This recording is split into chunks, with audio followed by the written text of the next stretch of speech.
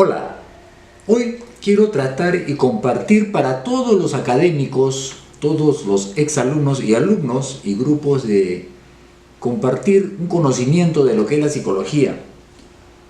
En un curso de especialización con respecto a cómo hacer programas de prevenciones ante adolescentes que consumen sustancias tóxicas, vino una de las semanas una temática en la cual muchos participantes, colegas de muy buena preparación y muy buenos conocimientos, pudimos compartir experiencias vívidas en consulta. Y uno de los puntos en la cual quiero compartir el día de hoy, especialmente para los académicos, como estoy diciendo, y también para un público en la cual están interesados en poder documentarnos, con respecto a algunas características mínimas de lo que vendría a ser la formación de psicoterapeutas que tenemos en la especialidad de la psicología. En la temática que habíamos tratado sobre habilidades y competencias de los profesionales de la salud, especialmente de los psicólogos, veíamos un tema muy importante con respecto a cómo es la cual nos estamos formando, y de ahí vino una serie de ideas y me trajo a la memoria muchos conceptos y muchas propuestas de muchos especialistas, psicólogos, colegas, investigadores. Y de ahí vino una frase que me vino, y que puede ser muy gracioso y ofensivo de repente, que la psicología es tierra de nadie y aventura de todos. Sobre todo en este siglo XXI, tiene mucho de veracidad, ya que existen tantos cursos de semanas y meses que creemos llevando eso ya nos convertimos en científicos, especialistas o psicoterapeutas. Y de ahí es donde viene la preocupación incluso del gremio del Colegio de Psicólogos del Perú para ir abordando y regulando muchas actividades de lo que llaman algunos muy bien, muchos colegas, lo que es el intrusismo, de una o de otra parte.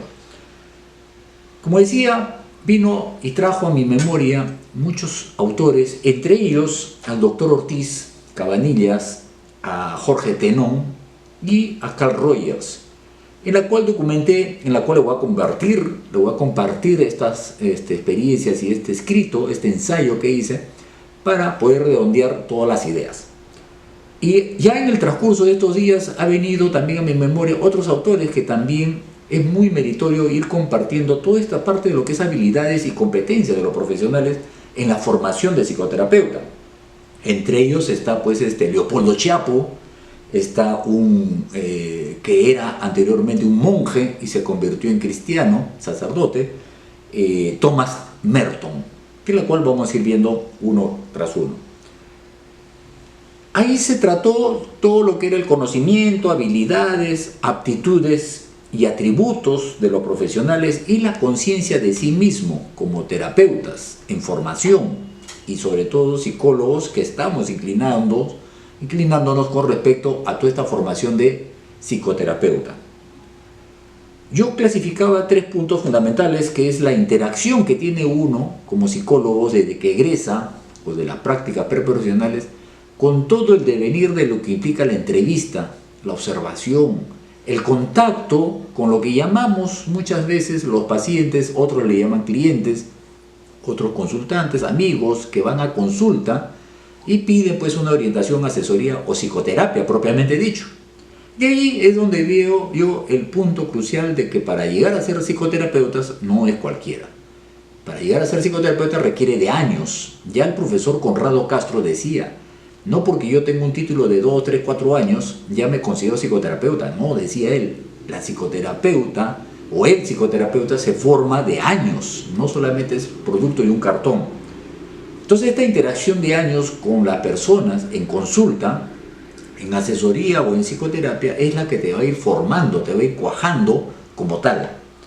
Los autores, como ya hemos mencionado, los cruciales, y de ahí viene justamente un constructo de lo que vendría a ser la pasión y la condición, ¿no? Y eso creo que surge para todos los campos y todos los saberes y todos los caminares de las personas de a pie, la cual pasión y condición. Yo puedo tener la pasión de ser astronauta, pero tengo la condición, ¿no? Tengo la pasión de ser físico nuclear, pero tengo la condición. Por eso es que muchas veces conversábamos con algunos colegas y decíamos por qué se exige a todo estudiante de que tiene que ser necesariamente investigador, porque no todos tienen la condición de ser investigadores. Que sí, tengamos la formación y la propuesta en la tesis, sí, pero no todos pueden ser psicoterapeutas, no todos pueden ser clínicos, no todos pueden ser evaluadores, no todos pueden ser científicos o investigadores, ¿correcto? A pesar que la ciencia lo requiere. Entonces, la condición es la que vamos a ir analizando individualmente para poder darle ese paso a que podamos ser. Muchos pueden tener la condición y la pasión de ser evaluadores, dar unos buenos diagnósticos. Hay otros que tendrán la habilidad propiamente dicho de desarrollar la condición y la pasión de ser psicoterapeutas, ¿no? Y otros tendrán la condición y la pasión de ser investigadores, otros tendrán la pasión y la condición de ser clínicos, ¿correcto? Entonces, esto va a ir enrumbando para poder ir delineando nuestro perfil. De ahí es que muchas veces ha habido polémicas, que el conductismo es lo mejor, que el psicoanálisis es lo mejor, que el cognitivo-conductual es la última, pues top de Golden Plus de todo lo que es el conocimiento, la TREC, y ahí empezó a darse una serie de conflictos que quién era el mejor. Pero conversando ya con muchos autores, y también me recuerdo con el doctor Artidoro Cáceres, cuando dialogábamos en una conversación de té o de café, veíamos de que todas las psicologías son humanistas, y no sabía él por qué criticaba, por qué es que eligen una determinada escuela como humanista, porque todas son humanistas porque tratamos con seres humanos.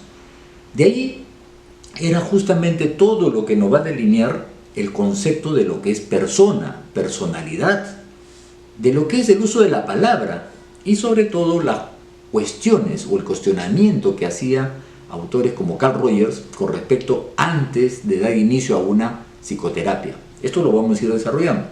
Entonces de ahí es que el doctor Ortiz Cabanillas hablaba de encuentros de la personalidad, que en un consultorio habían dos personas que se encuentran, y eso lo vamos a tener justamente en uno de los libros que él tiene. Entonces, el doctor Ortiz Cabanillas, por ejemplo, en este librito, Introducción a la Medicina Clínica, él aquí habla y desarrolla muy bien, aparte de su libro La Personalidad, que todo psicólogo deberíamos leerlo, básicamente, pero en este texto ahí habla justo cómo es ese fenómeno mal llamado paciente o cliente también, ¿no? Él habla que en un consultorio, en una sesión clínica, existe el encuentro, la relación de persona a persona. Ya no solamente deberíamos focalizarlo como una relación médico-paciente. Y aquí justamente dice, ¿no?, en la página 19 de su libro, él dice aquí, con ello no pretendemos que esta capacitación sea un fin en sí mismo, más bien somos conscientes que el objeto final es prestar una atención científica, verdaderamente humanista, a otra personalidad como lo es realmente el paciente. Mírenme, él habla de otra personalidad, que él realmente es llamado como el paciente. Entonces en la página 42 también podríamos ver otro concepto que me pareció importantísimo. Por ejemplo, acá que nos dicen, bueno, entre ellos dicen, ¿no?, el concepto de personalidad será, por consiguiente, el concepto científico alrededor del cual haremos girar todo lo demás de uso más familiar. Así, a una personalidad podemos tratarla como persona, acentuando el aspecto de su corporeidad humana única, ¿no es cierto? Dentro de nuestra concepción, decía el doctor Pedro Ortiz Cabanillas en su libro, dentro de nuestra concepción, el paciente, como cualquier otro individuo humano, es una personalidad, es el ser físico, total, social, ¿no? Esto lo toma justamente de Henry Vallon desde el año 1965, y él habla estos temas en 1996. Claro, muchas veces diremos, pues, pero estos son libros antiguos, toda esa cosita. Pero lastimosamente la ciencia, la neurociencia está corroborando todos estos aportes, y que muchos clínicos, muchos psicólogos, muchos psicoterapeutas no están tomando, como diría mi formador, el doctor Hermilio Valdivia Ponce. Él decía, siempre es importante ir a la fuente. Y aquí estamos llegando a la fuente, lo que muchos clínicos estamos adoleciendo justamente en todos estos temas. Después también aparece Jorge Teno, que también habla justamente del concepto de la palabra. Ya hemos visto con Pedro Ortiz Cabanillas lo importante del concepto, el constructo de personalidad. Y también Jorge Tenon habla sobre la palabra, y es la cual nos dice lo siguiente. Aquí podemos ver Jorge Tenon en un librito de psicología dialéctica. Él habla en la página 358, ahí nos dice algo importante, la cual sustentábamos en este debate con muchos colegas, que ha sido hace un mes, en el mes de justamente octubre, noviembre, que culminaba nuestra formación. Decía Jorge Tenon en su libro Psicología: la psicoterapia es una rama del arte de la medicina cuyo principal instrumento es la palabra, y su influencia multilateral es la intercomunicación del médico con el paciente. Claro, él es de la época 1974 y manejaba todos estos constructos. Lo resaltamos la palabra, y de ahí justamente reflexionábamos cuán importante es el uso del término de la palabra, más que el título o la rótula que podríamos denominar soy psicoanalista, conductista o gestalt o cognitivo-conductual, porque sobre todo eso está el uso de la palabra. Todas las escuelas, toda la psicología, usamos la palabra como un instrumento, como el arte de la psicoterapia, de la clínica propiamente dicho.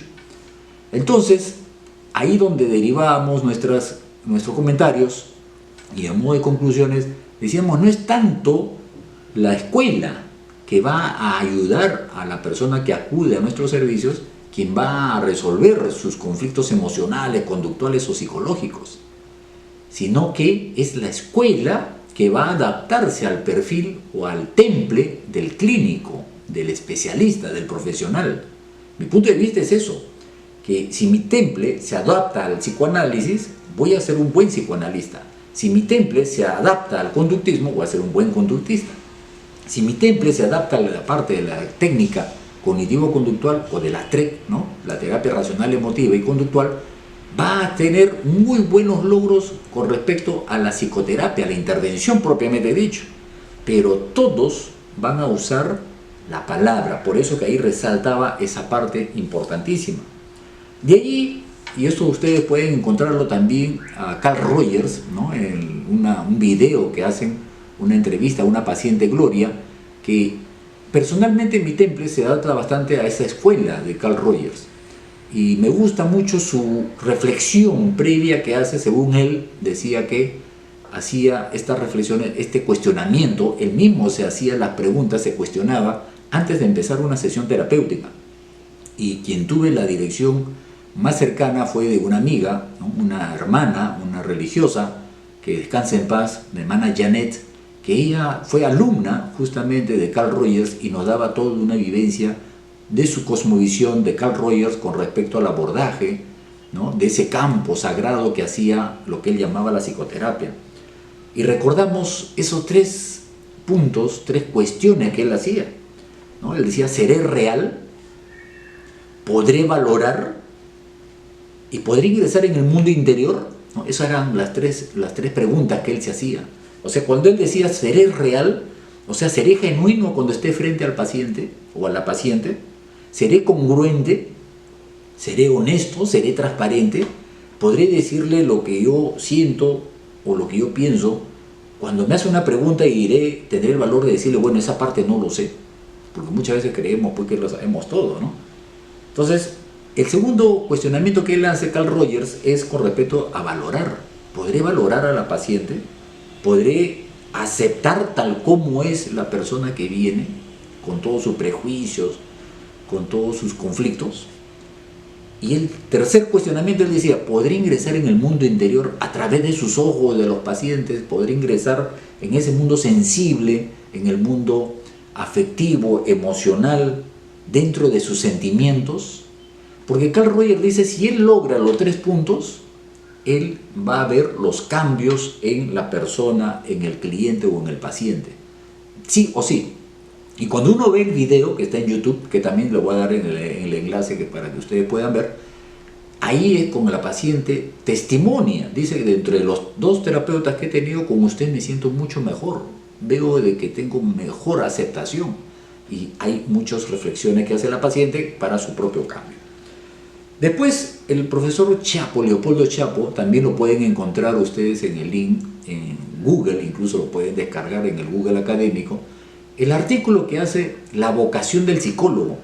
Y él hace una observación muy importante con respecto a lo que nosotros deberíamos entrar en la parte del conocimiento bastante ecuménico, sin especializarnos de repente en genética, sin especializarnos de repente en botánica o en física o en todo lo que es ahora la tecnología de la nanotecnología y de la tecnología de las ciencias cuánticas. Pero es obligación de todo psicólogo requerir un conocimiento, adquirir todos los conocimientos y saberes de la ciencia, del arte incluso, para poder tener una cultura y una inteligencia más elevada que la población común de a pie. El profesor Leopoldo Chapo mismo lo dice. Y también pues no estar, diríamos así, enganchados en cuestiones crematísticas, dice él, ¿no? O sea, no solamente la parte monetaria es la que va a satisfacer todo este mundo de la ciencia. Y Thomas Merton, un monje que se convirtió justamente en sacerdote, me parece muy bonito en su libro Dirección Espiritual y Meditación, ¿no? Esto me lo recomendó un amigo muy cercano mío, que aquí justamente ayuda bastante a cuando uno quiere formarse en la psicología o sobre todo en lo que es la psicoterapia, porque él acá critica muy ávidamente, muy inteligentemente, a que muchos orientadores o directores espirituales no tienen la condición, tendrán la pasión, pero no la condición. Por eso que él critica el por qué muchos laicos o muchos religiosos se están apartando de la convicción de incluso no solamente de la religión, sino también hasta de la fe. Y él aquí analiza claramente cuán importante es el uso de la palabra, también corrobora eso, para poder orientar, no solamente darle las pautas o las normas a los que están siendo llamados por la divinidad, sino que también hacerle el descubrimiento de su espiritualidad para poder tener una adquisición adecuada dentro de lo que es la vida religiosa, la vida de los monjes y de los religiosos y de los sacerdotes, ¿no? Entonces, esta orientación espiritual me hace ver cuán importante es saber llevar y conllevar todo este mundo interno para poder tener la convicción de una formación adecuada, idónea, no perfecta, pero sí al menos estar en ese temple de poder entender nuestras habilidades y competencias de ser psicoterapeutas, ¿no? Entonces no todos se van a tener la habilidad, la condición de ser psicoterapeutas.